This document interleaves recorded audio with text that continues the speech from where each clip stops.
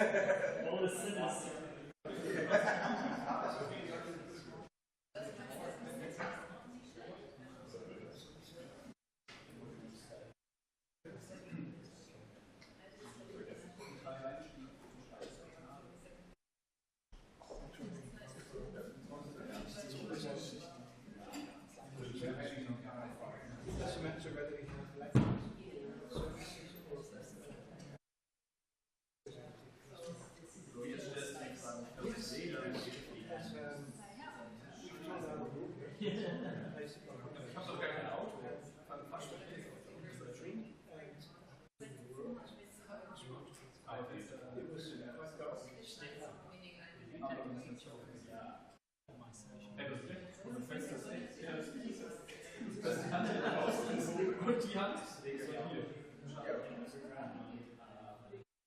Gut, dann warte jetzt so, was Sie genau, ab und zu schreibt die Stimme.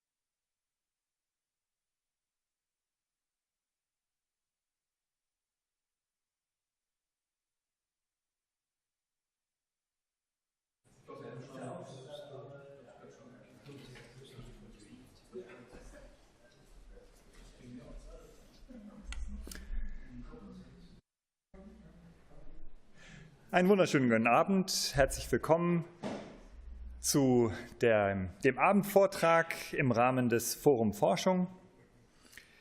Ein öffentlicher Vortrag, der auch gestreamt wird. Und jetzt wechsle ich ins Englische. Very warm welcome to you, Professor Dion Forster from the University of Amsterdam, the Free University in Amsterdam. You will speak to us on Christian perfection and the common good, a Wesleyan framework for public theology in times of crisis.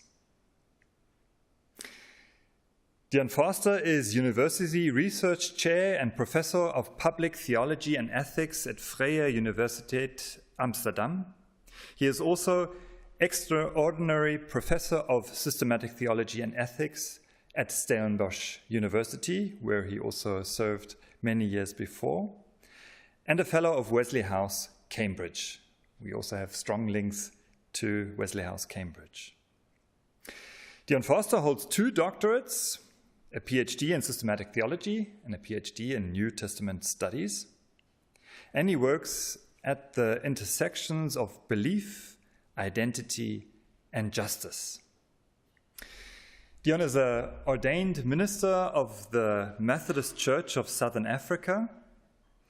He is a theologian, he's an author, and he was formerly the dean of the seminary of the Methodist Church of Southern Africa, John Wesley College. He serves on the board of the Wesley Works Project and the editorial boards of Wesley and Methodist Studies, and the Methodist Review, which is published by the Emory University, and he is chairman of the editorial board of the International Journal of Public Theology. Dion's research focuses on public theology, reconciliation, and social ethics in an African Methodist and now also Amsterdam European perspective. Dion is married to Megan, and together they have 2 children, one living with you in Amsterdam and one, your daughter, is down in Cape Town still. Among his recent publications are, as author, The Possibility or the Impossibility of Forgiveness, an empirical and intercultural Bible reading of Matthew 18, and as editor, African Public Theology, Reconciliation, Forgiveness, and Violence, Biblical, Pastoral, and Ethical Perspectives. So you see the connection between biblical studies and public theology, systematic theology. Thank you very much for making your way here to Reutlingen, and we are very excited to hear you speak on Christian perfection and the common good.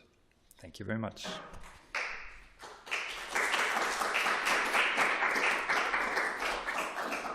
Well, colleagues, good evening, and it is wonderful to be here with you in Reutlingen.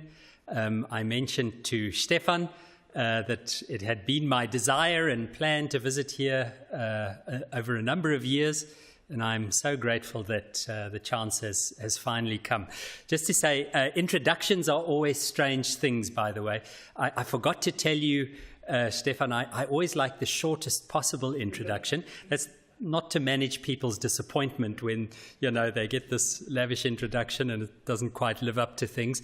But it's actually the opposite, It's not a case of humility. I've realized that the length of your introduction is inversely proportional to how important you are. The longer your introduction, the less important. I mean, think about it. When the president speaks, they just say, "Ladies and gentlemen, the president."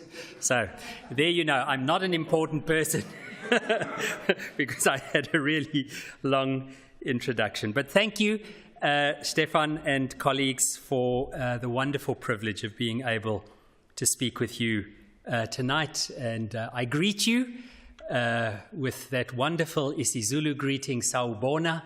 It means that you are seen, and it is wonderful to be amongst people and to be seen tonight. So we're going to talk a little bit over the next 40 minutes or so. You can set your clocks. Charlie, St. Charlie, who's here, he doesn't get enough theology at home. He's here to listen to more. Hopefully I'll be done in 40 minutes. We're going to talk a bit about Christian perfection and the common good.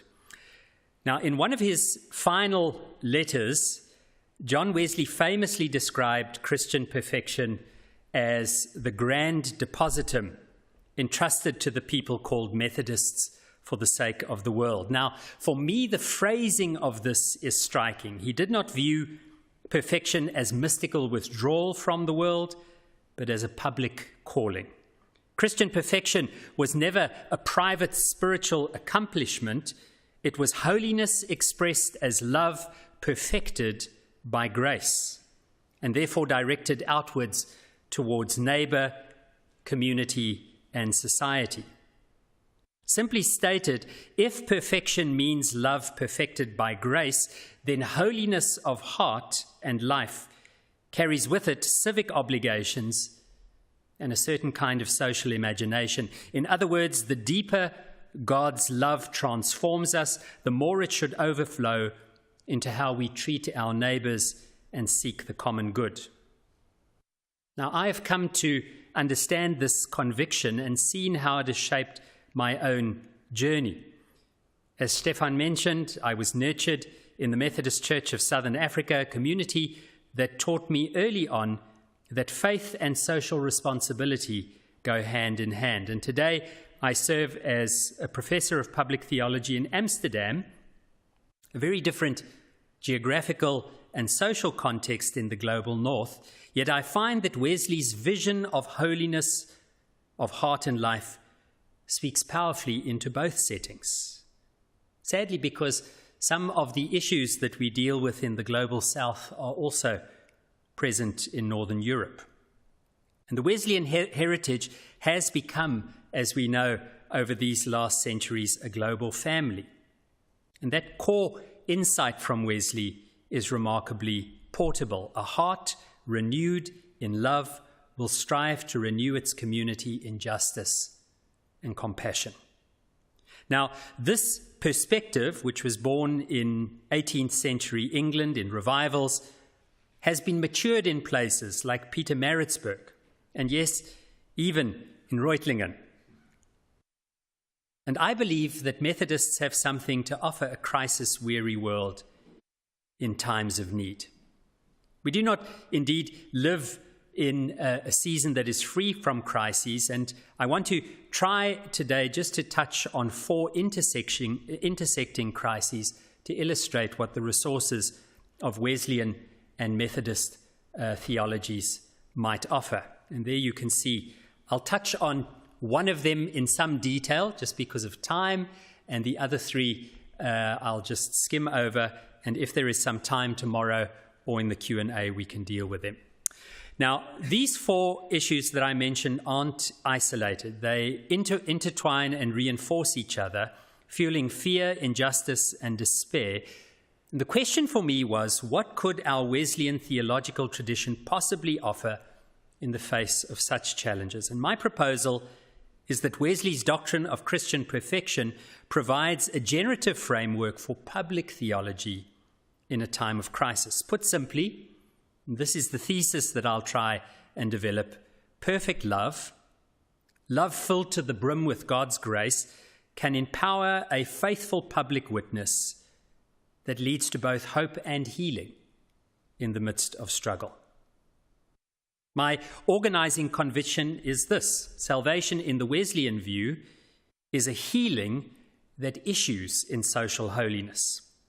In Wesley's order of salvation, the Ordo Salutis, God's grace seeks not only to pardon us from sin, but to heal the disease of sin and restore us to wholeness. The goal of salvation is participation in the life of God, which inevitably overflows in justice, mercy, and peace in society. And as I've written elsewhere, salvation is not only a state of spiritual rightness with God, but a state of public rightness before God and with all persons and creation. In other words, a reconciled relationship with God should lead to reconciled relationships with others and with creation. And as we know, Wesley insisted that there is no holiness, but social holiness. And we'll deal with the complexity and the misinterpretation of that term in a moment. But what it does show us is that true holiness is inherently relational. Wesley went on to say, holy solitaries is a contradiction in terms. The gospel of Christ knows no religion but social, no holiness but social holiness. If we are made perfect in love, we will inevitably love others, and true sanctification has this as a built-in social dynamic. Now, what I contend is that this understanding, this Wesleyan understanding of the salvation of persons and all of creation, has an important meaning for public theology. Now, public theology, in the way in which I view it, isn't just for theologians. It isn't just about commenting on political issues. It isn't about baptizing one party's political agenda.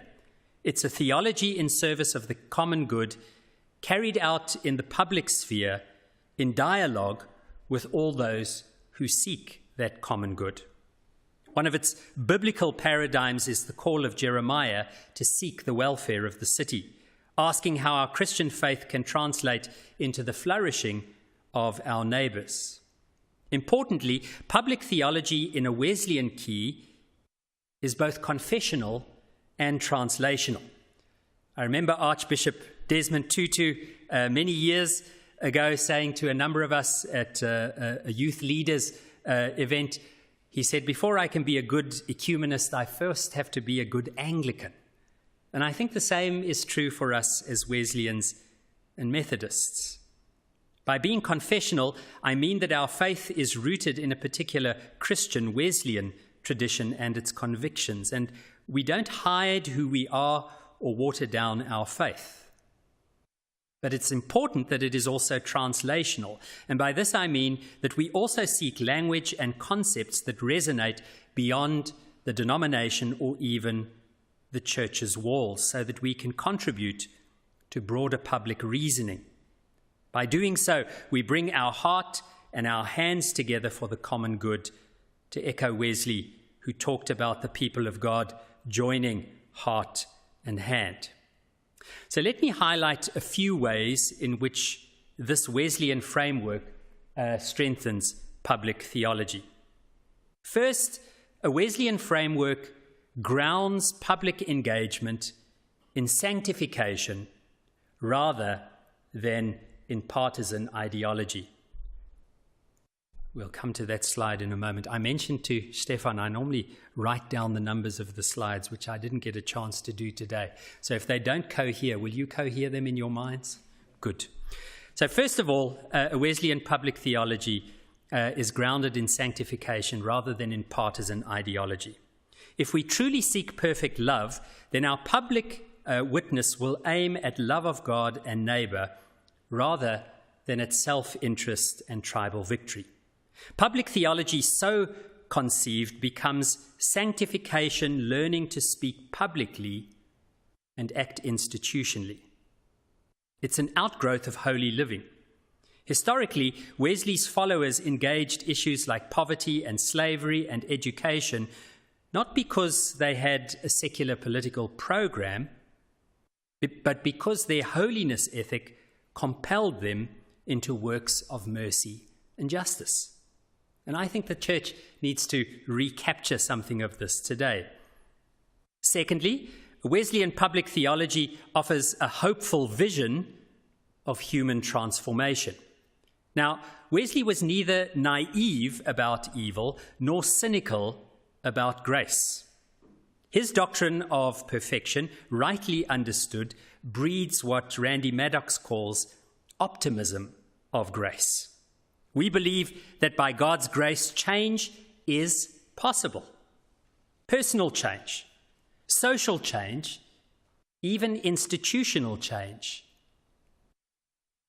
In late modern context, jaded by corruption and polarization, such hopeful realism is surely like fresh air. It lets public theologians labor for reform without succumbing to despair. We actually expect God's grace to spill into public life. And Wesley insisted that the gospel works for the common good and lasting good of all humans, and I would add to that also creation. There is an inherent publicness to salvation. Healed people, as the Methodist Church of Southern Africa contends, become healers of society. And this optimism of grace doesn't deny the depths of sin. It refuses to grant sin the final word. It keeps us from the paralysis of cynicism. So that's the second note of a Wesleyan public theology, a hopeful vision for transformation. Third, as mentioned, a Wesleyan public theology resists both privatization and politicization. On the one hand, we reject the notion that religion should be purely private, locked away in personal devotion with no bearing on public ethics. Holiness must manifest itself in outward love. Remember, as Wesley said, there is no holiness but social holiness. On the other hand, we also reject the cynical misuse of religion and power that has become all too common today.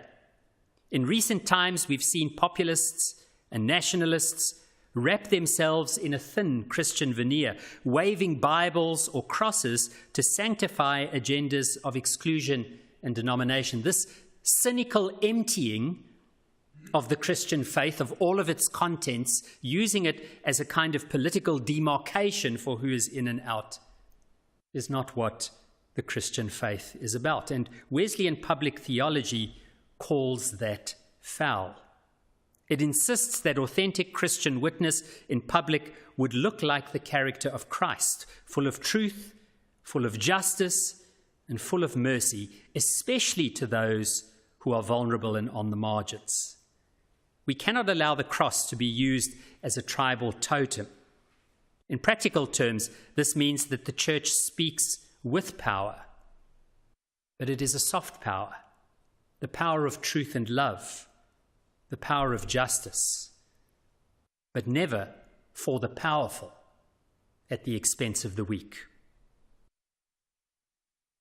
So, in my view, a Wesleyan public theology gives a heart of hope as well as an approach to living our faith in public life.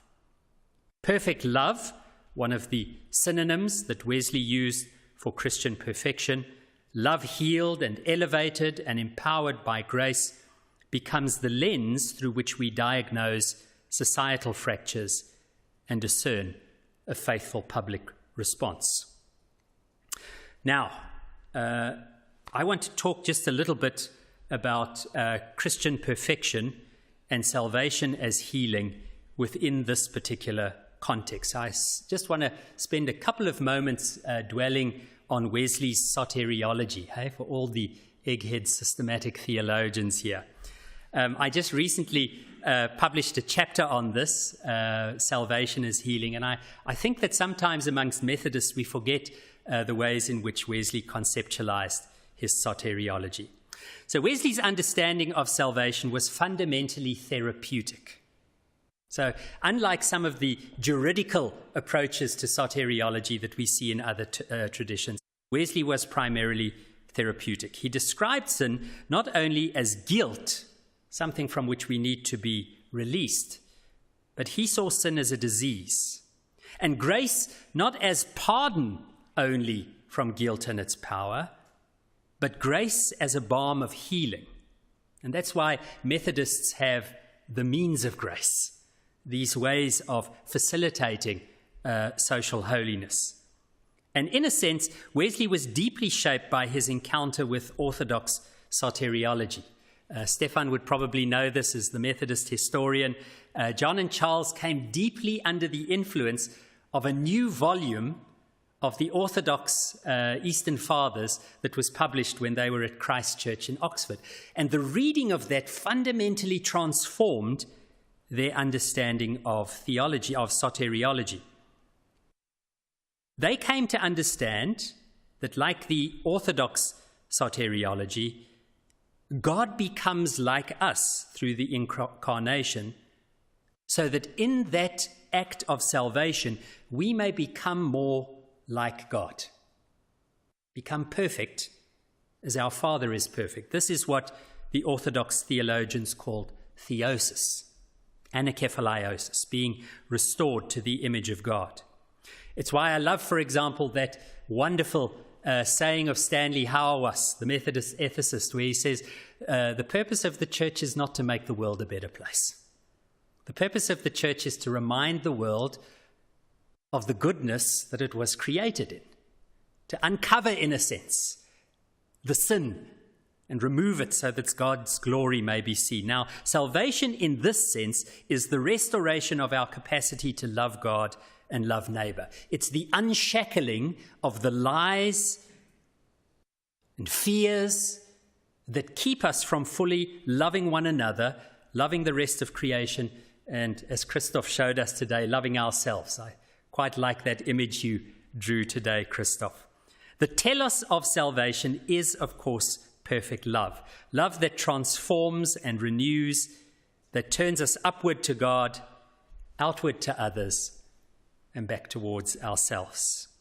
And here we see one of the distinctives of Methodism, the unmistakable link between doctrine and ethics. Again, Stanley Hauerwas, when I was at Duke in the early 2000s, someone asked him, so what does it feel like to be a professor of ethics? and he went on a long diatribe to say that there should be no such thing as ethics. Only doctrine rightly preached and lived. And for Methodists, that's the truth. Now, in my own work, I've described salvation as not only a spiritual state of rightness, but a state of public rightness before God, with persons, and in creation. And when one reads Wesley carefully, this public dimension becomes unavoidable. Love of God necessarily becomes love of neighbor. Now let's return to Wesley's notion where he insisted that there is no such thing as holy solitaries. Of course, this famous and often misunderstood quote from the preface to Hymns and Sacred Poems, where Wesley writes, the gospel of Christ knows no religion but social, no holiness but social. Maybe that's on this slide. No, it's not. Is it here? There we go. We're finally catching up to our slides. Knows no holiness but social holiness. It's clear here that Wesley did not understand social holiness as being synonymous with the contemporary concept called social justice. So social justice as a term didn't exist in Wesley's day. And that is a sort of reading back into what Wesley was saying. Remember where he wrote this. He wrote this in the preface to a book of hymns and psalms. And he was saying what we need when we worship God is not only to sing these hymns and psalms in private, but to rightly sing them with each other. Now, I've written a little bit about this, and one of the things that I think we can see is that behind this phrase is a deeply relational understanding. For Wesley, declaring the worth of God truly could only happen in relation with others. So true religion is that religion which finds its truth in the presence of the other. In this sense, I think Wesley could have been a wonderful African. It sounds a lot like Ubuntu to me. A person is a person through other people. In other words, you can't sing these hymns about peace and glory and sufficiency and sit with people who are shackled, with people who are captured, for example, in the sin of alcoholism, with people who were working in uninhabitable places or not receiving a living wage. The singing of that would make it a hypocrisy. And so in this sense, we can see that what Wesley was hinting at is that true worship demands public embodiment. It's inherently social and it demands public embodiment. Now, when we view public theology in this way, it gives us an opportunity to think about the ways in which God works in the world. Now, as an aside, just for those who don't know the field of public theology, there are some generally considered minimalist characteristics for public theology. And these are more or less regarded as the sort of elements of what can be called public theology. And I speak of it as public theology with a capital P and a capital T. A noun, it names something. Of course, there is the way in which public theology can be an adjective. The word public can speak of how faith operates in public life. Many people do that kind of work. Speaking, for example, David Field wrote about John Wesley as a public theologian. But public theology as a kind of thing that we do, people who, in a sense, have some form of responsibility for developing language and structures, has these 6 characteristics at least. First of all, it is theology, number 1. It has a biblical theological profile. We're not involved in political science. We're not doing medicine. It's not primarily gender or race studies. What we are doing is theology. However, number 2, public theology is always multilingual because in the Habermasian sense, it is in discussion with these issues that are taking place amongst other experts in the public sphere and amongst what Gerald West calls the extraordinary believer, the extraordinary person, the ordinary person who brings their experience into the world. So public theology is often translational in that sense. It translates the questions of the world into the church, and sometimes the beliefs of the church into the world. Thirdly, it's interdisciplinary in nature.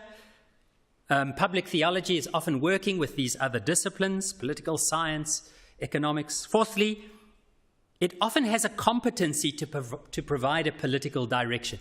If we believe that God exists, and if we believe that this God who exists has a will for history, a will for creation, then the purpose of the church is to discern that will and to do what the prophets of old did, to say, "Thus saith the Lord.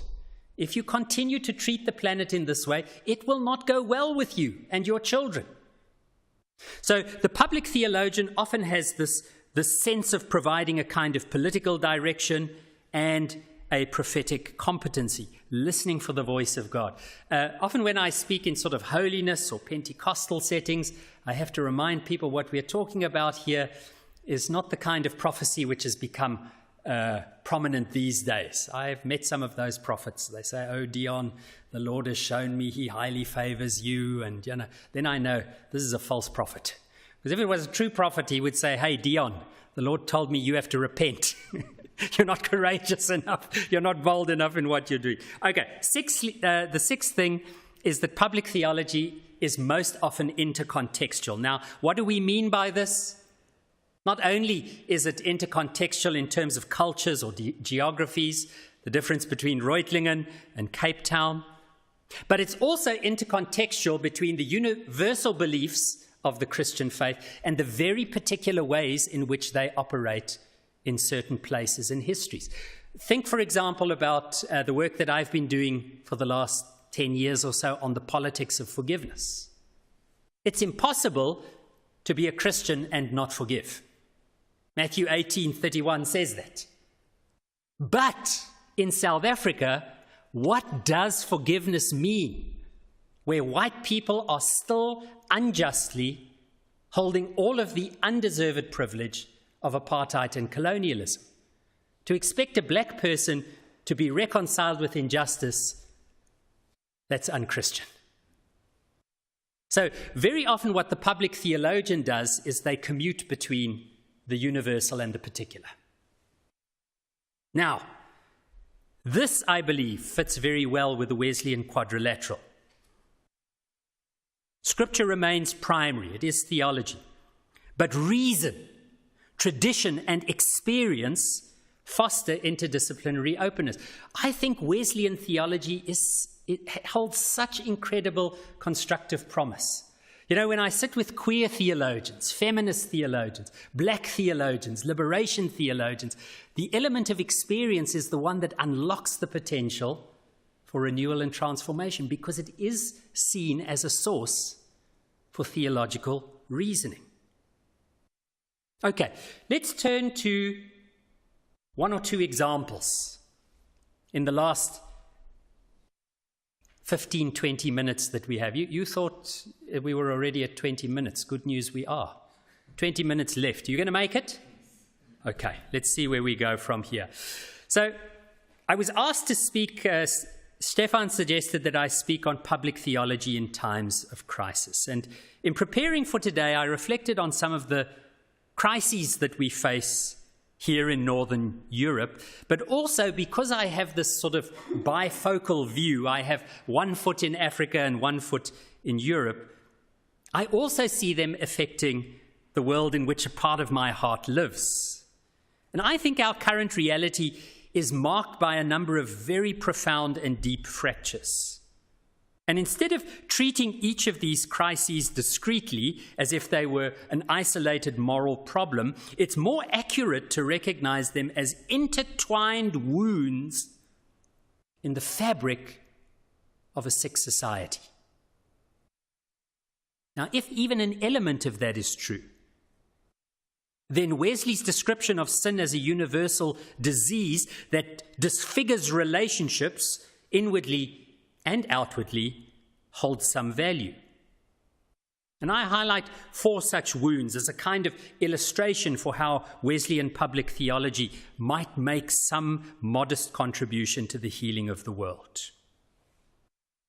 Now, as I mentioned, I'll deal with one in some detail and we'll try and skim over the others. I don't want to give you death by lecture. Okay, so let's talk a little bit about the first one. This was the cover of one of my students in Amsterdam who wrote on Geert Wilders, the right-wing populist. She wrote a beautiful dissertation on political messianism. Now, many societies are facing growing polarization, the erosion of institutional trust and the cynical misuse of religion. In some contexts, nationalist movements deploy Christian symbols to bless exclusionary agendas. Now, the first thing we need to do is we must name the problem clearly. The cynical misuse of religion for power is a form of idolatry, and it is heretical and untrue. When Christian symbols and language are co-opted to serve demagogic ends, the church has to prophetically resist. Now, John Wesley had a keen nose for detecting false religion in his day, and I suspect that he would recognize some of today's religious nationalisms for what they are, a betrayal of the gospel. If a politician holds a Bible upside down in one hand while scapegoating minorities with another, Wesley would be the first to cry foul. Authentic Christianity cannot be reduced to an identity marker for us and them, tribalism. It is a call to holiness and justice for all people. Jesus, I'm sorry to tell you, doesn't only love the Christians. So when we see populist movements that wrap the cross in the flag and call for excluding or vilifying others, we as Wesleyans must say, this is not of God. This God that you are portraying is some kind of Dutch nationalist God, an American God, the God of Hungary. This is not the God of Jesus Christ. In Wesleyan terms, such populism represents a failure of love. There is no love in stoking hatred, and it's a failure of truth. It spreads lies and conspiracies. Now, Wesley would have recognized such Christianity as divorced from holiness and idolatrous, and public theology grounded in perfect love calls for truthfulness, transparency, and a refusal to engage in these practices. Secondly, not only do we tell the truth, a Wesleyan voice in the public square can remind secular actors that excluding religious voices is not true neutrality. So this is the opposite of these polar extremes. I see this particularly in Northern Europe. I often remind my colleagues at the Vrije Universiteit that they are the exception in the globe, not the norm. 85% of the world's people are religious. That's the norm. Religion is important, and it features in public life. And secular political leaders would be wise to remember that people do not leave their beliefs at home. And those beliefs are ambiguous. Sometimes they're constructive, sometimes they're destructive. And for democracy to be genuinely pluralistic, people of all faiths and none should be welcome at the table as long as they are willing to seek for the common good and speak in terms that are accessible to all. Wesley did not fear reason, nor did he hide his faith. You can see these two things, and we shouldn't have to do the same. Thirdly, within the church, we need to attend to our own formation so that we don't fall prey to political idolatries. Wesley's Methodist movement had structures such as class meetings and band meetings and annual conferences that helped believers to hold one another accountable to authentic holiness. I want to ask you, Methodists, those of you who are Wesleyan and Methodist here, when last did you engage in holy conferencing? Do you even know what that is? Deep, robust, theological debate, accountable to one another in the midst of difference. Perhaps today we need analogous practices for communal discernment about our own political engagement. For instance, instead of, or at least before signing up to partisan crusades, our congregations might gather to pray, to fast, to listen to those hurt by certain injustices, and to seek consensus as a way of loving our neighbors within a given situation. Now, I want to lift up one positive example here. We're almost at the end of this point, then we move on. Somebody can say amen. I want to lift up one positive example here, and that comes from the Joint Public Issues team in the United Kingdom. Now, this is a collaborative venture of the Methodist Church and partner churches aimed at bringing Christian social teaching into public policy. What I love is their method. They summarize it as this: listening, learning, praying, speaking, acting. And they do this on public issues. Notice the balance. Listening to the voices of the poor, but also listening to experts, even to those that they might disagree with. Learning, educating themselves on the facts and the complexities of contemporary moral issues. Praying, grounding the entire process in spiritual discernment and seeking the guidance and voice of God. Speaking, raising a prophetic voice, but only after listening and prayer. And then acting, following through with advocacy or service to effect some form of change. So to summarize this, a Wesleyan response to democratic fracture emphasizes truth, it builds trust, and it works for reconciliation. We commit to truthful speech because holy people don't deal in lies. We strive to build trust across divides, perhaps by creating safe spaces for civil dialogue, analogous to how Wesley's conference sought unity, truth, and love. And we unmask the false uses of religion, where Christianity is wielded as a weapon, as a badge of exclusion or dominance, rather than as something that has to do with service and love. Okay, in the full paper, which I'll make available, I deal with forced migration and the crisis of hospitality. I also speak about ecological breakdown and the call for eco-justice. What's interesting in this one, for example, is we can see that John Wesley was always the kind of person who worked across the boundaries. Unlike many theologians today, he wasn't only reading Greek and Hebrew, he was also trying to figure out medicinal treatments for people who were sick. He was working across these kinds of boundaries. And then in the presence of the normalization of war and the waging of war, I think it's time for us to remember that as Methodists, we are a peaceable people.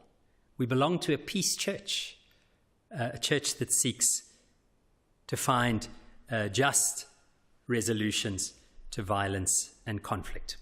Okay, I want to say two things to conclude. The first thing that I want to say in conclusion is that up to now, I've spoken of a Wesleyan theology that is somewhat generic, as if it were a single melody. But Wesleyanism is in fact not a monolith. It is a polyphonic reality with diverse voices from all around the world, contributing to the melody of holiness.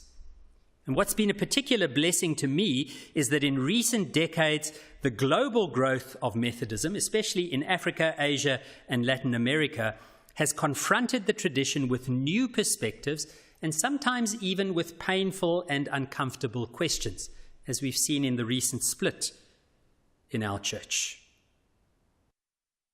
The point that I think we need to hold on to is if we are to have a truly effective Wesleyan framework for public theology, we must attend to the voices that have been on the underside of history, because they bring to us promise, an experience that has been honed at the prophetic edge. They often call us to a deeper kind of authenticity in our witness. One of the great gifts of world Christianity is the reminder that the common good must be truly common. It can't only be defined by Western liberal notions. Majority world Methodists often have social contexts and communal values that differ markedly from European or North American ones. I want to invite you, those of you who are theologians and who are studying, what are you doing to get to know these different values of your siblings in this church? In a forthcoming essay, I explore how African Christianities, for instance, are shaping, forming, and misforming global public theology. African Pentecostal voices bring a holistic affective worldview where the divide between the sacred and the secular is often far less pronounced than what we have here in the West. They recapture again these wonderful images of Jesus as healer and liberator. But of course, we also know that they bring with them a kind of transactional Christianity, a prosperity gospel, which needs to be critiqued. In the full paper, I unpack the voices of two notable Methodists, Jose Bonino and Mercy Amba Odoyoye. And if you are interested, you can read there. The point that I want to make is that polyphony is also a mark of holiness. The promise here is richer and more truthful in our public witness.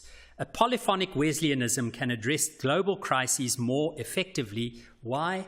Because it has many lenses. It has many languages, many life's experiences. It emerges from different economic realities. It has different credibilities, different views on justice, different views on the ways in which the world can operate. It is truly the chorus of the ecclesia, the called out ones from everywhere. The peril, of course, is if we fail to listen, if the Methodist family does not become conscious of its imperial past and the present power imbalances, we risk a kind of neo-colonial public theology, telling others what the common good is without hearing their cries and insights. I leave it at that. I'm hopeful. Okay, we end now. Oops, you see we missed a slide. There it is, polyphony. Here we end. 3 criteria for a Wesleyan public theology today. So we've covered a lot of ground. Thank you. You had your running shoes on. You stayed with me. I appreciate that.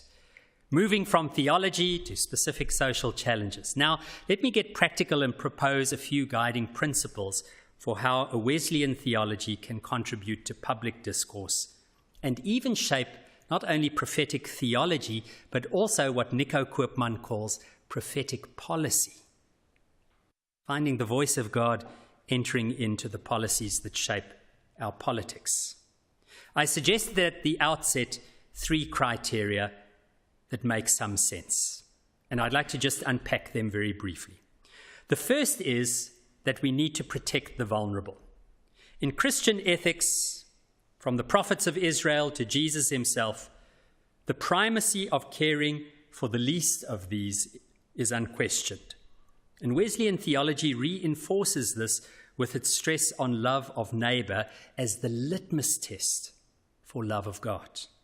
I think if we can recapture something of early Methodism, its work amongst the people on the streets, we'll find ourselves entering into a new vibrancy in our faith.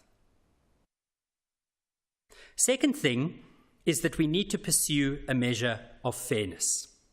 Now, by fairness, I mean both procedural injustice, so impartial laws, equal opportunity, and distributive justice, a fair share of resources and fairness in social outcomes. It's always interesting for me as an African and a migrant, a very privileged migrant, to listen to debates on migration and to see how fear and protection of a way of living that the majority of the world doesn't have becomes a source for objectifying the other. Wesleyan theology undergirds the doctrine of sanctification with a particular kind of character. The pursuit of fairness in society requires the virtues of Wesleyan discipleship that are meant to cultivate things such as honesty, diligence, temperance, patience, and courage, and a deep commitment to a common sense of justice. Third and final point, I believe that we need to build trust across difference. If ever there were a task for the church today, I think this is it. Our societies suffer from a crisis of trust. Polarization has people retreating into their separate silos. Institutional trust is low, and different groups suspect and demonize each other. Wesleyan theology gives us both a model and a motivator to bridge differences. The model historically was Wesley's knack for connecting people. He could correspond with Calvinists like Whitefield, can you imagine that? And maintain fellowship despite their deep theological differences. He brought together high church Anglicans and radical converts in Methodist bands. The conference, the annual gathering Wesley started, was itself an exercise in holding people together in dialogue under the guidance of the Holy Spirit and Scripture, even when they had sharp disagreements. So, friends, I'd like to conclude by saying that Christian perfection is not a utopian dream. It's a concrete possibility of grace. Wesley never imagined that individuals or societies could achieve perfection by their own power. 1 Thessalonians 5 verse 24 reminds us, the one who calls you is faithful, and he will do it. What we need to remember is that perfect love starts out as a gift. It is the gift of God. And then we are invited to achieve it. And the purpose of the achieving of the gift that God gives us is the flourishing of both people and planet. Wesley famously said, give me 100 persons, he said men, give me 100 persons who love God with all their heart and who hate nothing but sin, and we will shake the gates of hell. His conviction was simple. Holy love is socially catalytic.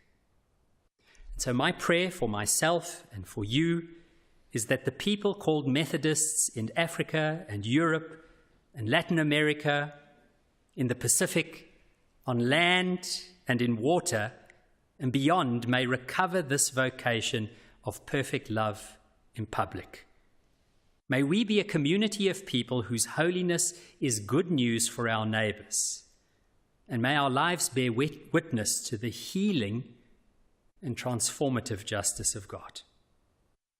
So, colleagues, thank you for considering these ideas. They're not yet perfect. I look forward to engaging with you as we seek to refine and strengthen them. Thank you.